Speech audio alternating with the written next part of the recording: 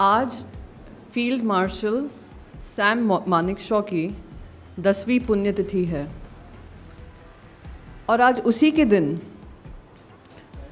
हम देख रहे हैं और ख़बर आ रही है किस तरीके से हमारे 6 जैगुआर फोर्सेस के जवान शहीद हुए हैं, नक्सली हमले में हैं। क्या आज देश की आंतरिक सुरक्षा खतरे में है? आज हमारे जवानों का जो हित है, उनके अधिकार हैं, क्या इस सरकार के कार्यकाल में खतरे में हैं? और क्या ये सरकार जवानों के नाम पे और जवानों को आगे रखकर अपनी राजनीतिक रोटियां सेक रही है?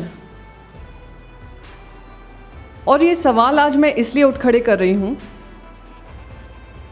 क्योंकि जो पार्लियामेंट्री स्टैंडिंग कमेटी की जो रिपोर्ट आई थी वो जिस तरीके से दरकिनार कर दी गई है और ख़ुद आर्मी के ही vice chief of army staff lieutenant general Sharad Chand जो रिटायर हो चुके हैं, उन्होंने उस स्टैंडिंग कमेटी रिपोर्ट जो पार्लियामेंट में टेबल भी हुई है, कुछ गंभीर आरोप लगाए थे। जो डिफेंस बजट होता है वो कम होता जा रहा है और इस साल का बजट तो 1962 का जो बजट था उससे भी कम है। कायदा उसी रिपोर्ट से मैं कोट कर रही हूँ। As far as we are concern, the state today is 68% of our equipment is in the vintage category, with just about 24% in the current and 8% in the state of the art category. वो यहाँ तक कहते हैं,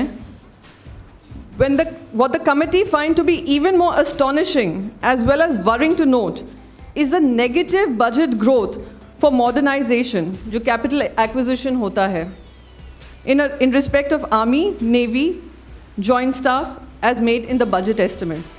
बहुत बड़ी बड़े PR exercises हुए थे 2014 में जब सरकार बनी थी कि मेक इन इंडिया प्रोजेक्ट बनेगा, मेक इन इंडिया के अंतर्गत लोगों को लाखों करोड़ों नौकरियां मिलेंगी, और उसी में चलते 25 बड़े ऐसे प्रोजेक्ट्स थे जो अनाउंस किए गए थे सरकार की तरफ से।